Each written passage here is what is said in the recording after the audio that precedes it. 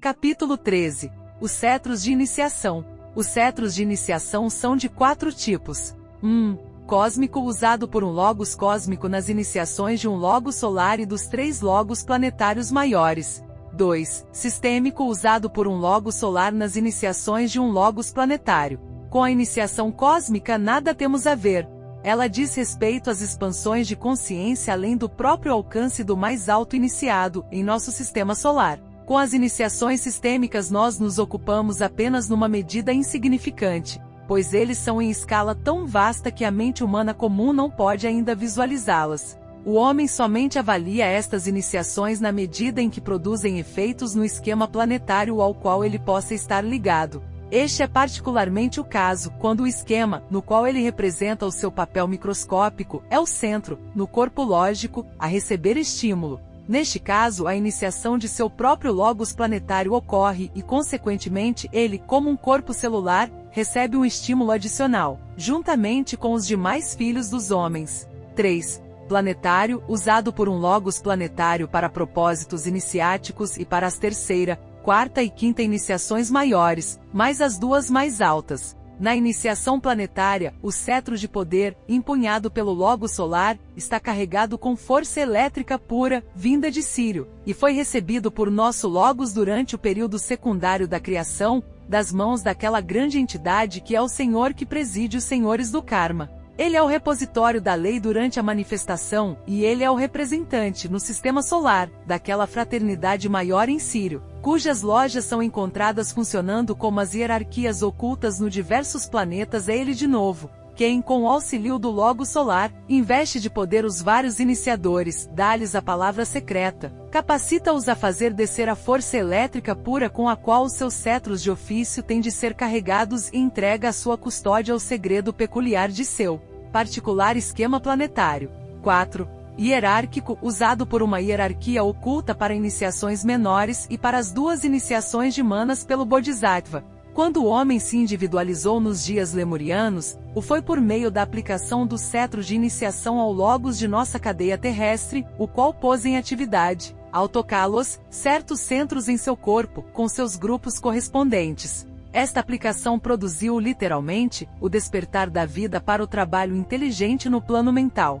O homem animal estava consciente no planos físico e astral. Devido ao estímulo efetuado pelo cetro elétrico, este homem animal despertou a consciência no mental. Assim, os 3 corpos foram coordenados e o pensador foi capacitado para neles funcionar.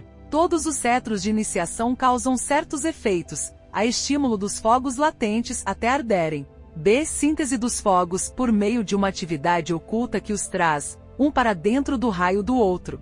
C. Aumento da atividade vibratória de algum centro, seja num homem celestial ou num logo solar. D. Expansão de todos os corpos, mas principalmente do corpo causal e a elevação do fogo de Kundalini, ou fogo na base da espinha, e a direção de sua marcha para cima. Este fogo e o fogo de mana são dirigidos segundo certas rotas, os triângulos, ao acompanhar o cetro à medida que este se move de maneira específica. Há uma razão oculta precisa sob as leis da eletricidade, por trás do fato conhecido de que cada iniciado apresentado ao iniciador é acompanhado por 2 mestres, que permanecem um de cada lado do iniciado. Eles 3 juntos formam um triângulo que possibilita o trabalho. A força do cetro é dupla e seu poder, tremendo. Isolado e só, o iniciado não poderia receber a voltagem do cetro sem graves lesões, mas, na transmissão triangular, a segurança. Devemos lembrar-nos que 2 mestres apadrinham todos os solicitantes à iniciação e representam 2 polaridades do todo elétrico. Parte de sua função é acompanhar os candidatos à iniciação quando estes se apresentam ante o grande Senhor. Quando os cetros são manejados pelo iniciador na sua posição de poder e nas estações determinadas, eles atuam como transmissores de força elétrica de níveis bem altos, tão altos mesmo que o diamante flamejante em algumas das iniciações finais, na 6ª e na 7ª, transmite força por intermédio do logos, totalmente de fora do sistema. Este cetro principal é o usado no planeta, mas, dentro do sistema, há vários destes cetros de poder e eles podem ser encontrados em 3 graus, se assim se pode exprimir. Um cetro de iniciação é usado nas 2 primeiras iniciações e é empunhado pelo grande Senhor. Ele é magnetizado pela aplicação do diamante flamejante, a magnetização sendo repetida para cada novo instrutor do mundo. Quando este toma posse do cargo, realiza-se uma cerimônia maravilhosa na qual ele recebe seu cetro de poder, o mesmo cetro usado desde a fundação da hierarquia planetária, e o oferece ao Senhor do mundo, que o toca com o seu próprio cetro poderoso, causando uma recarga nova de sua capacidade elétrica. Esta cerimônia se realiza em Shambhala. O cetro de iniciação conhecido como Diamante Flamejante, é usado por Sanat Kumara, o iniciador único. Este cetro está oculto no Oriente, e mantém o fogo oculto que irradia a religião da sabedoria. Este cetro foi trazido de Vênus pelo Senhor do mundo e uma vez, em cada período mundial, ele é submetido a um processo similar ao do cetro menor, só que desta vez ele é recarregado devido à ação direta do próprio Logos, o Logos do Sistema Solar. A localização exata deste cetro só é conhecida pelo Senhor do mundo e pelos Shons dos raios, sendo o talismã desta evolução, o Shon do segundo raio é, abaixo do Senhor do mundo, seu principal guardião, ajudado pelo Senhor Deva do segundo plano. Os Budas de atividade são responsáveis por sua custódia e abaixo deles, o Shon do raio. Ele é exibido apenas em determinadas épocas, quando um trabalho específico tem de ser feito. Não é usado apenas na iniciação dos homens, mas também em certas funções planetárias das quais nada se sabe presentemente. Ele tem o seu lugar e sua função em certas cerimônias referente à ronda interna e ao triângulo formado pela Terra, Marte e Mercúrio. A finalidade dos cetros de poder. No cetro de um monarca está velado o simbolismo destes vários cetros. Eles são devidamente reconhecidos como símbolos de posição e poder, mas, geralmente, não é considerado que eles são de origem elétrica e que sua verdadeira significação se relaciona com o estímulo dinâmico de todos os subalternos que venham ao seu contato, inspirando-os, assim, a uma maior atividade e a um maior serviço à humanidade. O grande cetro de poder do Logos está oculto no Sol. Recapitulando, a localização esotérica dos vários cetros assim se distribui. 1. O cetro do Bodhisattva está oculto no coração da sabedoria, ou seja, em Shambhala. 124. 2. O cetro do iniciador único está oculto no Oriente, uma localização planetária definida. 3. O cetro do Logo Solar se oculta no coração do Sol, aquela esfera misteriosa subjetiva que está por trás do nosso Sol físico e da qual ele é apenas a capa protetora e envoltório. 4. O cetro do Logos cósmico associado com o nosso Logo Solar está guardado secretamente naquele ponto central no céu, ao redor do qual nosso sistema solar gira, e que é chamado de Sol Central Espiritual. Um cetro é novamente carregado em Shambhala para cada novo instrutor mundial. O cetro de Sanat Kumara é carregado a cada período mundial recorrente, portanto, 7 vezes na história de um esquema planetário.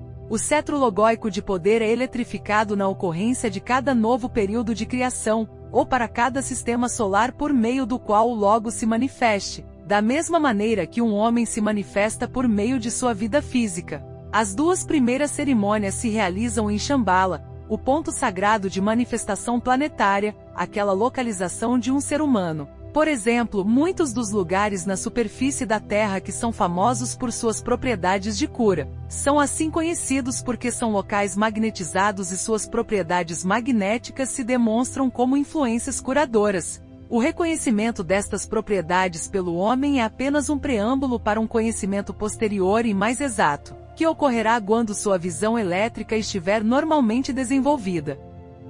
Estes sítios são magnetizados de 3 modos. 5.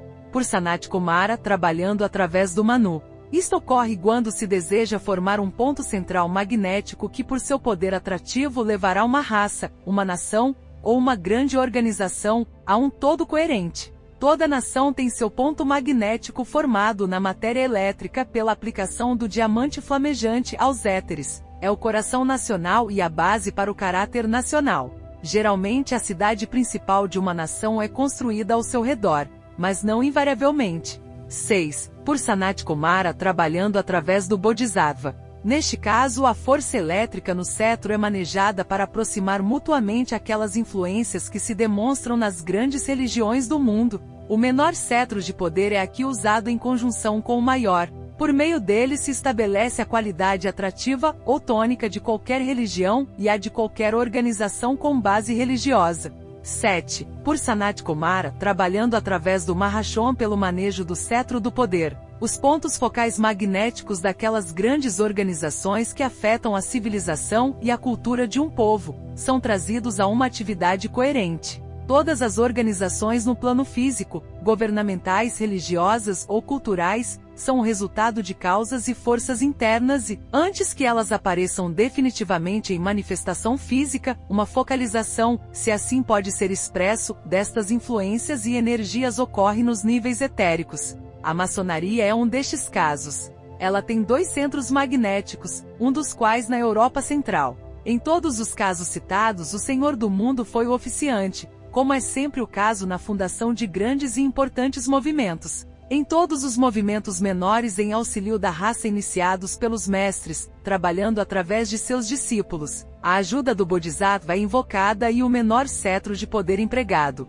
Quando os discípulos iniciam um movimento em uma escala relativamente reduzida, o mestre com quem eles trabalham pode assisti-los de maneira semelhante e, embora não impunha nenhum cetro de poder, ele tem métodos pelos quais pode estimular e levar a coesão dos pequenos esforços de seus seguidores fiéis. Assim, em todos os departamentos da vida humana, os cetros de iniciação e as palavras de poder são usadas. O governo mundial inteiro funciona sob a lei e a ordem e o esquema todo é interdependente. Vamos retomar o assunto da iniciação humana e destes cetros de poder. No momento da cerimônia de iniciação, depois das 2 grandes revelações, chega um momento de completo silêncio e neste ínterim, o iniciado conscientiza dentro de si mesmo o significado de paz. Ele permanece como sem uma vacuidade ou um vácuo, no qual nada parece poder atingi-lo. Fica entre a terra e o céu por um breve segundo, consciente apenas do significado das coisas como elas são, conscientizando-se de sua própria divindade essencial e do papel que ele terá de representar quando novamente retornar,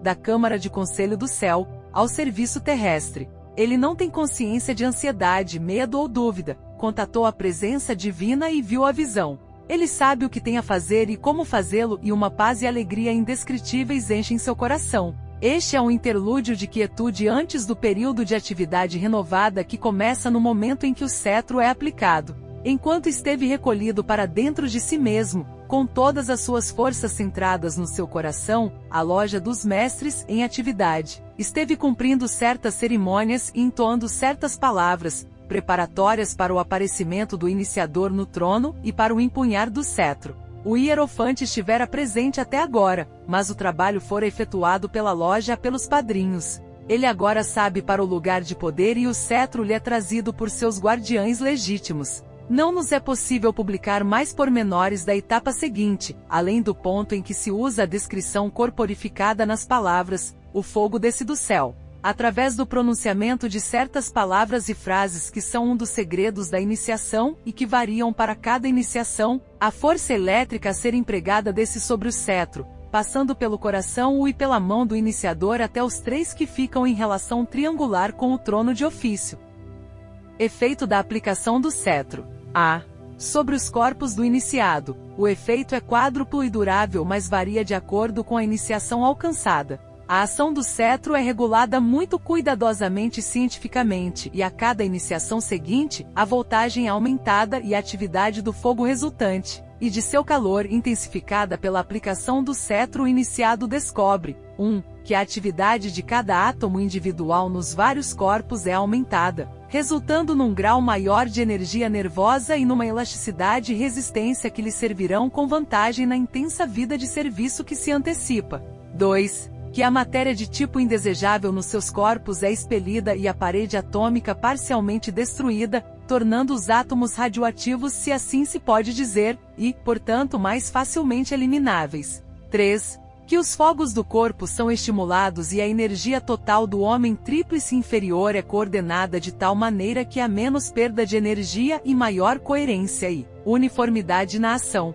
4. Que o alinhamento dos diversos corpos em relação ao corpo causal ou egóico é ajudado e assim, a continuidade de consciência e a receptividade às ordens do ego se tornam possíveis. Quando o iniciado voltar da cerimônia e retomar seus trabalhos no mundo, descobrirá que o estímulo recebido produzirá em seus corpos um período de grande atividade e também de luta. Esta luta, persistindo até a vitória, resultará numa eliminação da matéria indesejável do seu corpo e na construção de um material novo e melhor. Ele descobrirá que seus poderes para o serviço estão enormemente aumentados e sua energia nervosa de tal maneira intensificada que ele pode extrair reservas de força para o serviço até então insuspeitadas. Ele descobrirá também que a resposta do cérebro físico à voz do eu superior e sua receptividade às impressões mais altas e mais sutis estão grandemente favorecidas. Finalmente, por meio do trabalho realizado, ele terá êxito na alimentação de todas as matérias de caráter subatômico e então construirá corpos com substância do mais alto subplano de cada plano. Ele ficará ciente de que todas as suas energias podem ser consciente e construtivamente controladas, de que conhece o significado real da continuidade de consciência e pode funcionar simultaneamente nos 3 planos com toda a conscientização interna. Sobre o corpo causal ou egóico. Só é possível tocar muito brevemente no efeito da aplicação do cetro sobre o corpo causal. O assunto é muito vasto e será considerado mais a fundo no tratado sobre o fogo cósmico. Há apenas 2 maneiras pelas quais alguma ideia da verdade fundamental poderá ser transmitida à mente do estudante, as quais poderíamos considerar agora. A primeira é que o estudante deve ter em conta a significação interessante do fato de que ele, no plano físico, é uma personalidade funcionante com características conhecidas e percebidas e, no entanto, por outro lado, ele é uma vida subjetiva que usa essa personalidade como um canal para expressão, e que por meio da ação dos corpos físico, emocional e mental, que constituem o tríplice homem inferior, faz seus contatos com o plano físico e assim se desenvolve. A mesma ideia geral de desenvolvimento deve ser agora entendida ao eu superior, o ego no seu próprio plano. Este ego é um grande anjo solar, que é o meio de expressão para a monada, ou espírito puro, da mesma forma que a personalidade o é para o ego no nível mais baixo. Do ponto de vista do homem nos 3 mundos, este ego, ou senhor solar, é eterno. Ele persiste por todo o ciclo de encarnações. Da mesma maneira que a personalidade persiste durante o diminuto ciclo de vida física. Apesar disso, este período de existência é apenas relativamente permanente, e chega o dia em que a vida que se expressa por meio do ego, do pensador, do Senhor Solar ou Manasadeva, procura se desprender até desta limitação e retornar à fonte da qual emana originalmente. A vida então que se manifesta como um anjo solar e que por meio da energia inerente, mantivera coesa por longas eras a forma egóica, retira-se gradualmente e a forma se dissipa vagarosamente. As vidas menores que a constituíam retornam para a fonte geral de substância dévica com sua consciência e atividade aumentadas, devido à experiência de terem sido construídas numa forma e utilizadas por um aspecto ainda mais alto de existência. Similarmente, no caso da personalidade, quando a vida egóica se retira, o tríplice eu inferior se dissipa. As pequenas vidas que formam o corpo do que tem sido chamado eu lunar, em oposição ao eu solar, sendo apenas seu reflexo, são absorvidas no reservatório geral de substância dévica de uma vibração inferior à da que compusera o corpo egóico. Do mesmo modo, também sua evolução foi impulsionada por terem servido de forma para o uso do eu superior. A aplicação dos cetros de iniciação acelera o trabalho de separar o eu espiritual do eu superior e a vida aprisionada escapa gradualmente, enquanto o corpo causal é vagarosamente absorvido ou consumido. Isto levou à expressão, usada algumas vezes em livros de ocultismo, da fragmentação do corpo causal a cada iniciação, e a ideia do fogo interno central, gradualmente interpenetrando e destruindo as paredes confinadoras, e também a da destruição do Templo de Salomão pela retirada do Shekinah. Todas estas frases são palavreados simbólicos e são tentativas de comunicar a verdade fundamental por vários ângulos à mente do homem. Ao tempo em que a 4ª iniciação tenha sido alcançada, o trabalho de destruição estará terminado, o anjo retornará ao seu lugar tendo cumprido a sua função, e as vidas solares procurarão seu ponto de emanação. A vida dentro da forma sobe, então em triunfo para o coração de seu Pai no céu, assim como a vida dentro do como físico, no momento da morte, procura a sua fonte, o ego. E isto da mesma maneira em 4 etapas. 1. Pela retirada do corpo físico denso. 2. Pela retirada do corpo etérico.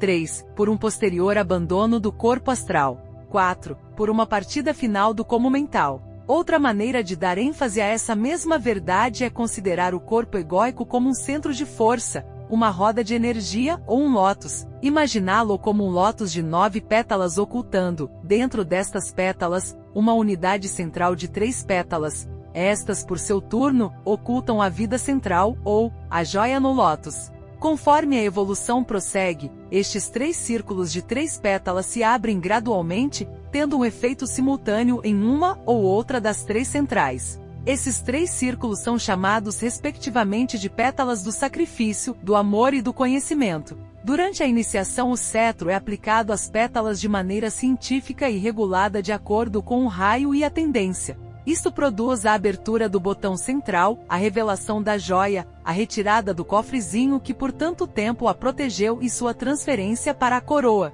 como é chamada ocultamente, significando o retorno à monada de onde veio. Devemos conhecer que tudo acima é apenas uma tentativa de descrever, por meio da ação limitada das palavras, o método e os rituais pelo quais a libertação espiritual é finalmente atingida neste ciclo. Primeiro pelo método de desenvolvimento evolutivo ou gradual, e depois, nas etapas finais, pelos cetros de iniciação.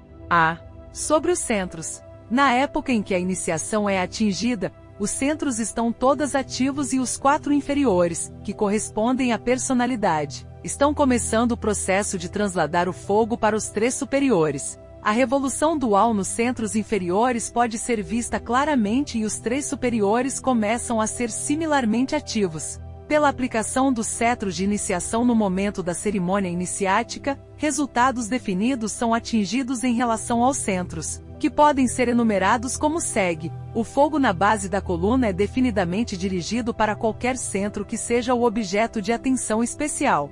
Isto varia de acordo com o raio ou com o trabalho especializado do iniciado. O centro tem sua atividade intensificada, sua velocidade de revolução aumentada e certos raios centrais da roda trazidos a uma radiação mais ativa. Esses raios da roda, ou pétalas do lótus, têm íntima conexão, por exemplo, com os diferentes esperilos nos átomos permanentes e por seu estímulo começam a agir, um ou mais dos esperilos correspondentes, nos átomos permanentes dos 3 planos inferiores. Após a terceira iniciação, um estímulo correspondente se faz sentir nos átomos permanentes da tríada, levando a uma coordenação do veículo búdico e a uma transferência da polarização inferior para a superior. Pela aplicação do cetro de iniciação, o influxo de força vinda do ego para a personalidade é triplicado, a direção daquela força dependendo dos centros que recebem atenção serem o etérico ou astral, nas primeira e segunda iniciações, ou de se o iniciado estará perante o Senhor do mundo. No último caso, seus centros mentais ou seus correspondentes vórtices de força, em níveis superiores, receberão estímulo.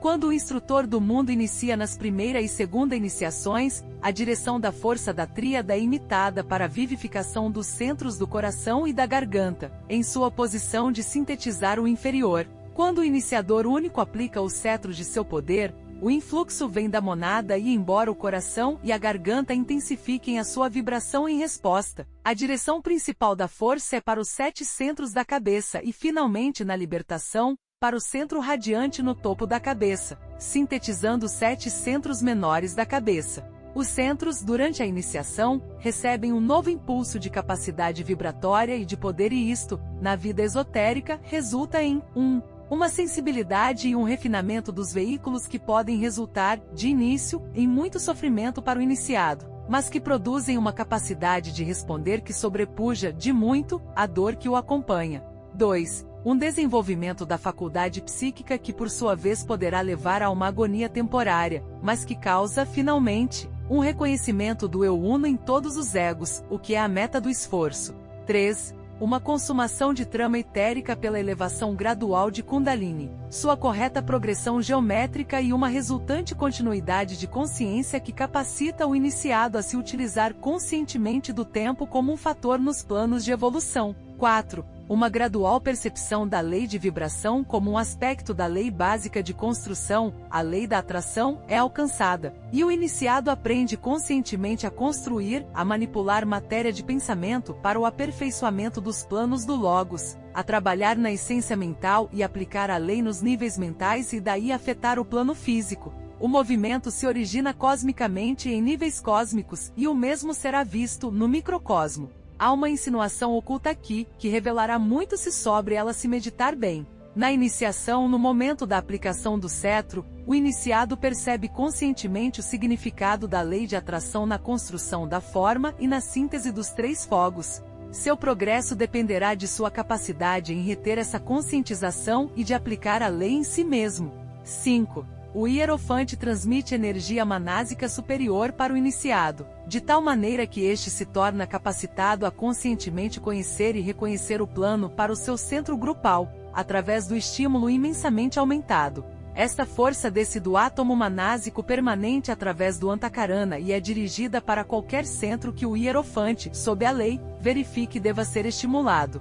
6. O iniciador estabiliza a força e regula seu fluxo, enquanto esta circula pelo corpo egóico, de tal maneira que quando o trabalho do desabrochamento está concluído, o sétimo princípio no coração do lótus pode ser revelado. Após cada iniciação, o lótus está mais aberto e a luz vinda do centro começa a brilhar, uma luz ou fogo, que finalmente arde através das três pétalas que o protegem e permite que se veja toda a glória interna e que o fogo elétrico do espírito se manifeste. Conforme isto seja produzido no segundo subplano do plano mental, onde o lótus egóico está agora situado, o estímulo correspondente tem lugar na substância densa que forma as pétalas ou rodas dos centros, nos níveis astral e etérico.